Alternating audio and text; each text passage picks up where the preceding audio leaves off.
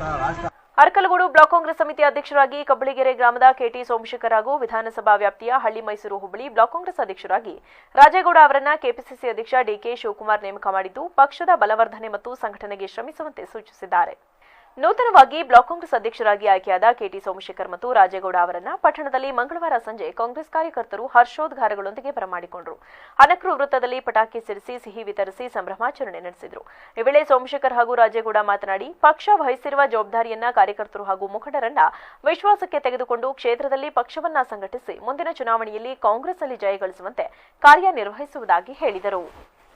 ಕರ್ನಾಟಕ ರಾಜ್ಯದ ಮುಖ್ಯಮಂತ್ರಿಗಳಾದ ಸಿದ್ದರಾಮಯ್ಯ ಸಾಹೇಬರು ಹಾಗೂ ಕೆಪಿಸಿಸಿ ಅಧ್ಯಕ್ಷರಾದಂತಹ ಡಿಕೆ ಶಿವಕುಮಾರ್ ಸಾಹೇಬರು ಮತ್ತೆ ನಮ್ಮ ಅರಕಲಗೂಡು ಕ್ಷೇತ್ರದ ಏನು ಪರಾಜಿತ ಅಭ್ಯರ್ಥಿ ಅಂತ ಹೇಳಿ ನಾವು ಅಂದಿದ್ದೀವೋ, ಪರಾಜಿತ ಅಭ್ಯರ್ಥಿ ಅಲ್ಲ ಹಾಲಿ ಅಭ್ಯರ್ಥಿ ಅಂತ ತಿಳ್ಕೊಂಡು ನಮ್ಮೆಲ್ಲರನ್ನು ಹಿರಿಯವರೆಲ್ಲನ್ನು ಗುರುತು ಮಾಡಿ ಈ ಕಾಂಗ್ರೆಸ್ ಅಧ್ಯಕ್ಷ ಮಾಡಿರ್ತಕ್ಕಂಥ ವಿಚಾರದಲ್ಲಿ ನಾವು ಕಿರಿಯರಿಗೆಲ್ಲ ಚಿರುನುಡಿಯಾಗಿರ್ತೀವಿ.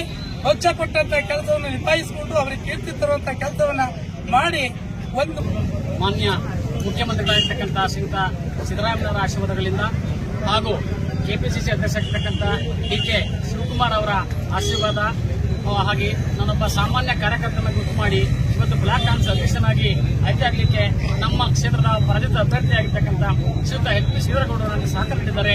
ಹಾಗಾಗಿ ಅವರಿಗೆ ಧನ್ಯವಾದಗಳನ್ನು ಅರ್ಪಿಸುತ್ತೇನೆ. ಹಾಗೆ ನನ್ನ ತಾಲೂಕಿನ ಎಲ್ಲ ಹಿರಿಯ ಕಾಂಗ್ರೆಸ್ಸರಿಗೆ ನಾನು ಧನ್ಯವಾದಗಳನ್ನು ಹೇಳ್ತೀನಿ. ಪಕ್ಷ ಕೊಟ್ಟಿರ್ತಕ್ಕಂಥ ಜವಾಬ್ದಾರಿಯುತವಾಗಿ ನಡೆಸಿಕೊಡ್ತೀನಿ ಅಂತ ಹೇಳಿ ಕೊನೆಯಲ್ಲಿ ಮತ್ತೊಮ್ಮೆ ಹೆಡ್ಲೈನ್.